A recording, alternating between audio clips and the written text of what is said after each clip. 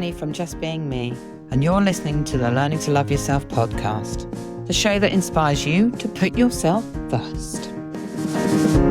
Learning to love yourself on the path to happiness. Learning to love yourself on the path to happiness. Today, I'm with the beautiful Larisa from all the way over in Canada. And this always makes me sort of have a little thrill that we're sitting talking from two opposite sides of the world. Well, nearly opposite, but very different parts of the world. Hi, Larisa. How you doing?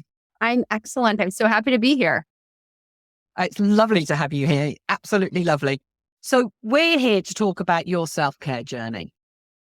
And I wondered if there's a moment for you that you just realize I need to look after myself better. I feel like there were a series of events. Steve Jobs says you can only connect the dots looking backwards. You can't connect them looking forwards. And I remember growing up, I was always trying to predict the future, trying to predict one thing or another, and things never seemed to sync when I was trying to force them.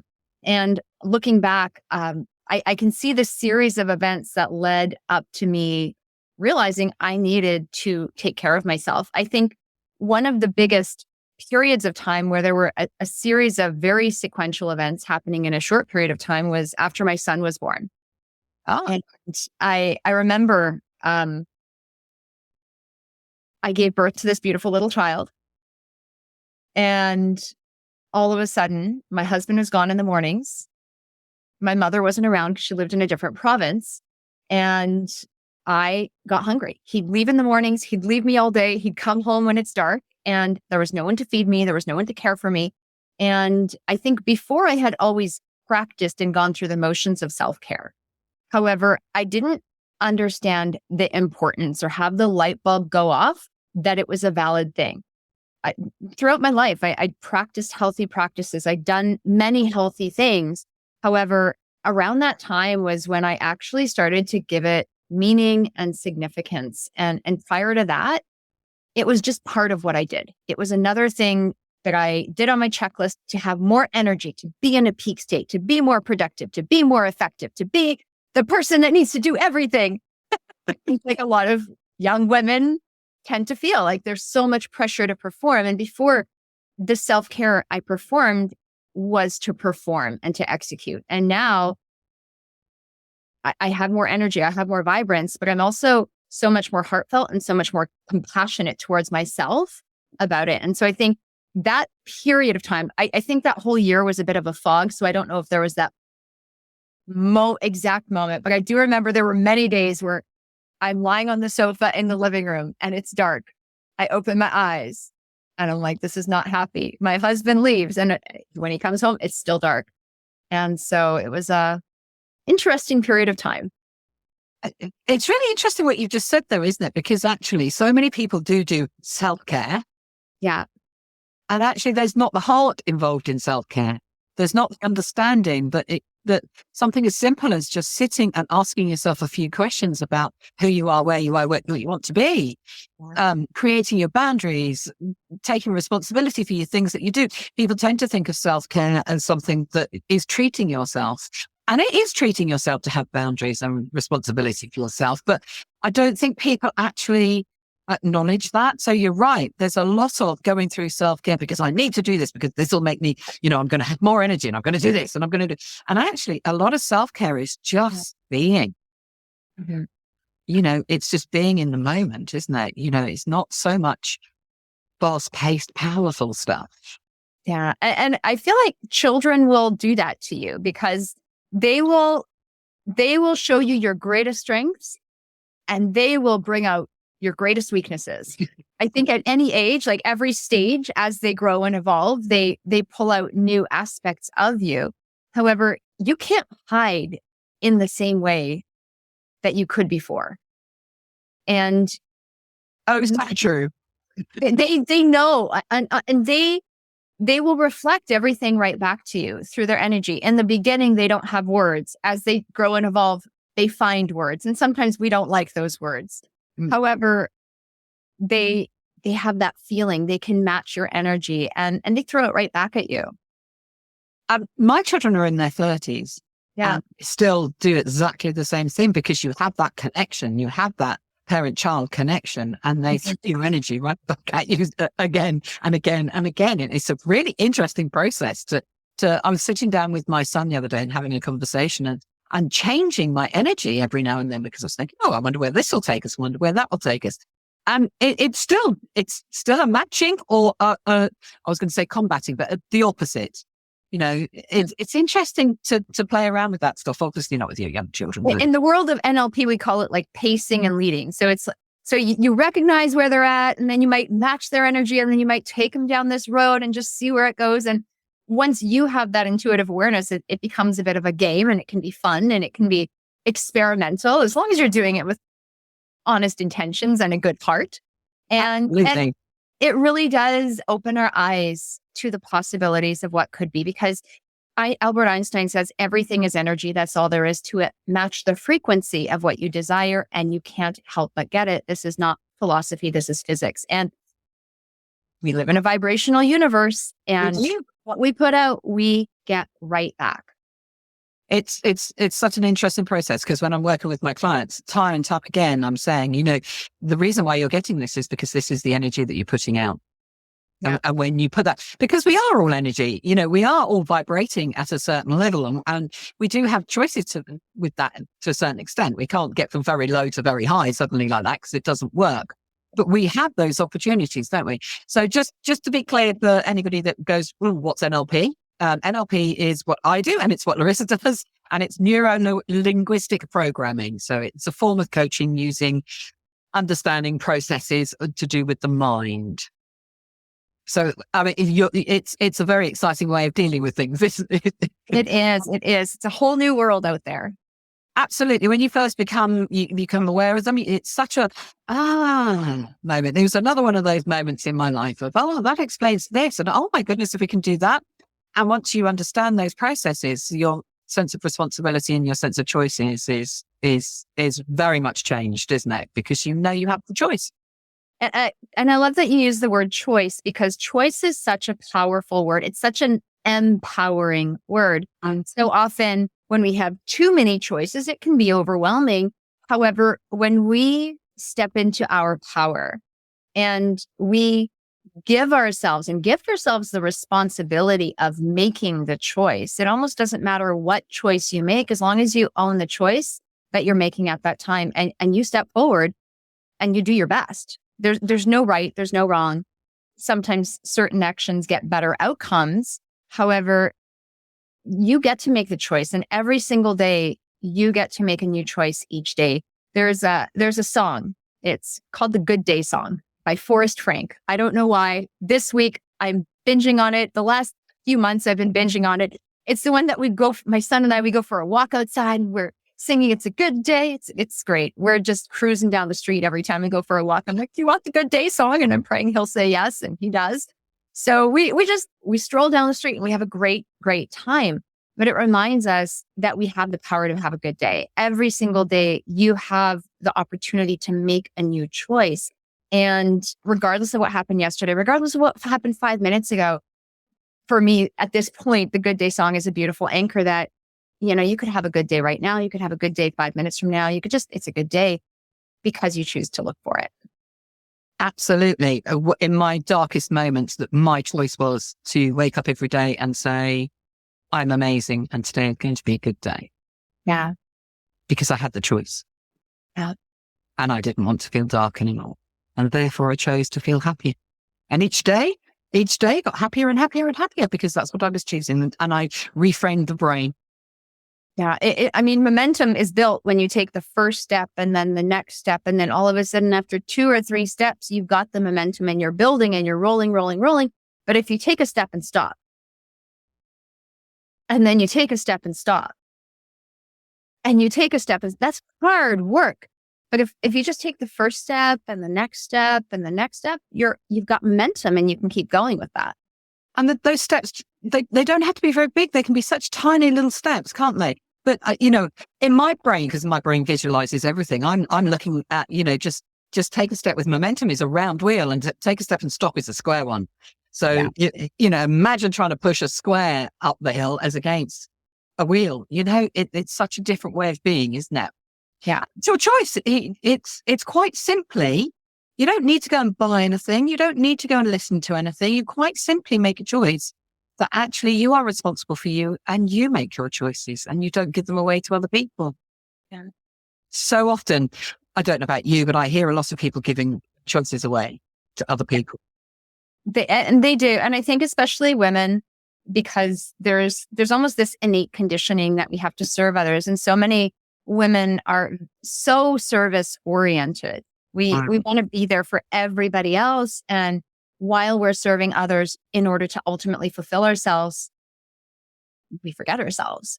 And if we don't deliberately put ourselves first with the same love, compassion, kindness, and understanding that we have for everyone else in our world, we put ourselves on the back burner. Yeah, we lose ourselves, don't we? By default. Children will do that to us as well. Yeah.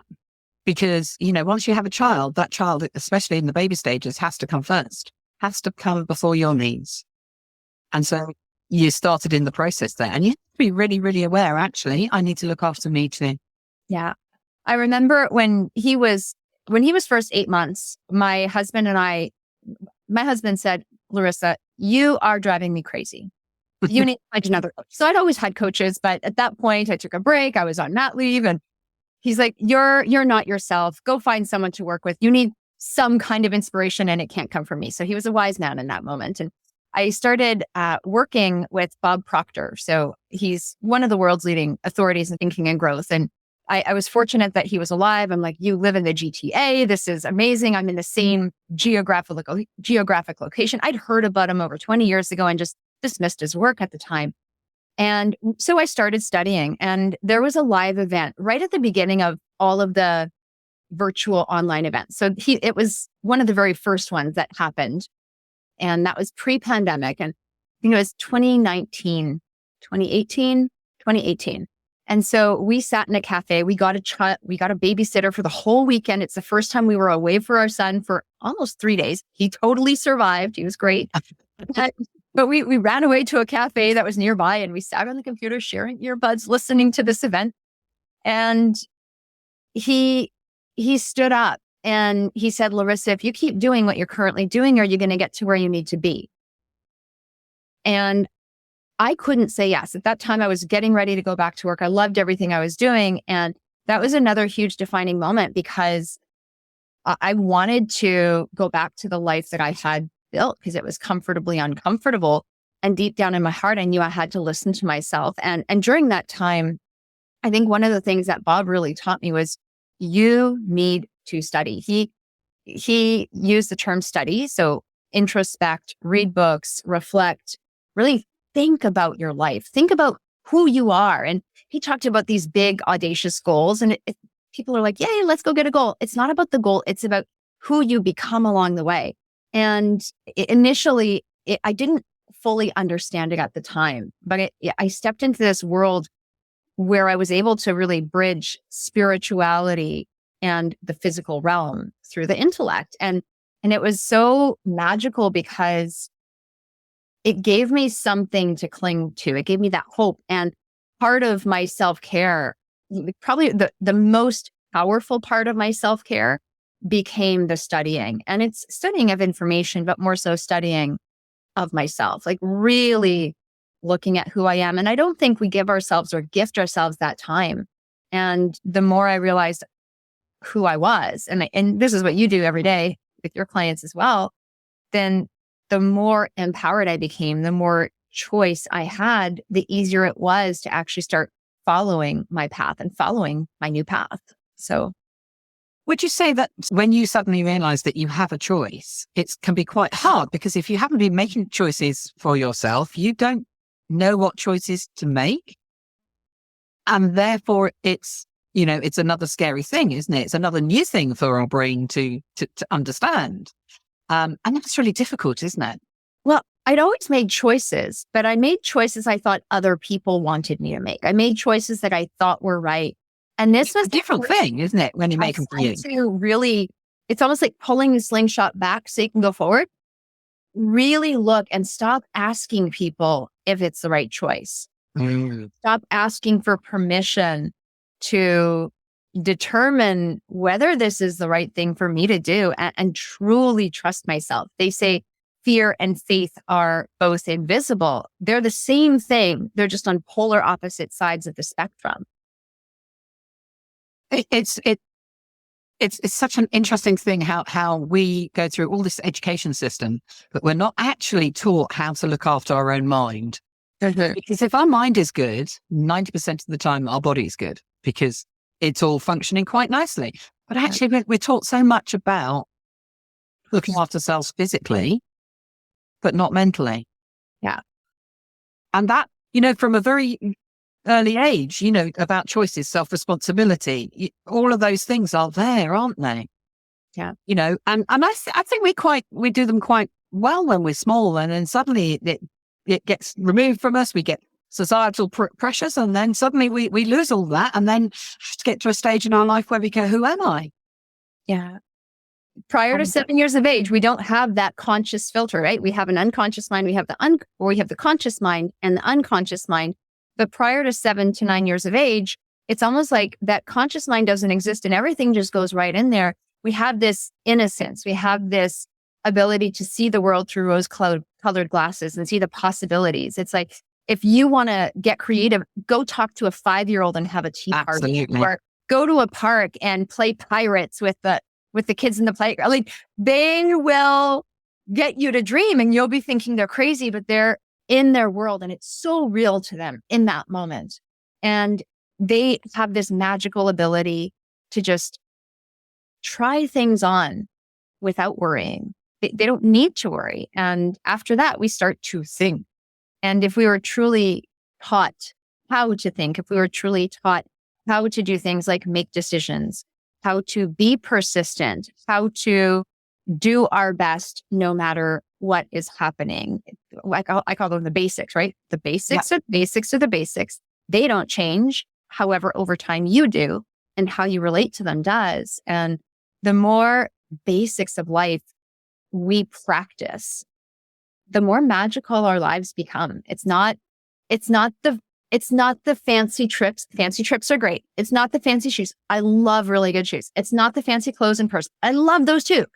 But it's not about that. It's about the experience of who you become and how you show up along the way. And that's what creates the excitement in your life.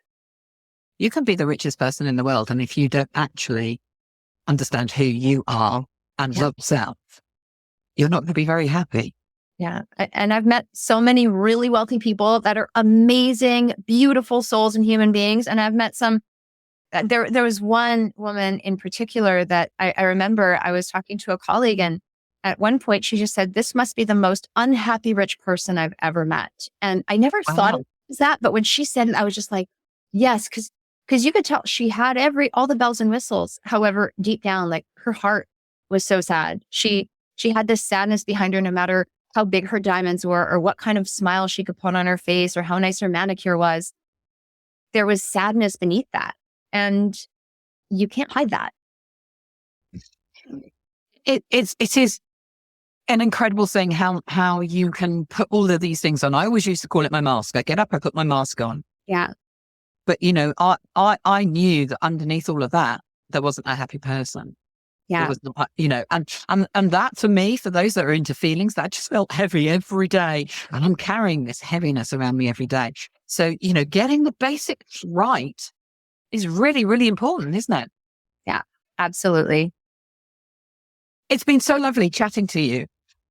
We will put down below all of the ways that people can keep in contact with you, find out who you are, but just give us a little bit of a scenario of what you do rather than who you are. Okay, beautiful. So I have a coaching company, the Abundance Academy, where we work with high achieving women who have an interest in personal growth and development, and they have good lives, but they're looking for more, right? They have that beautiful surface level life, but deep down they're like, God put me on this earth to do something. I'm itching to step out and truly shine and really not hold myself back.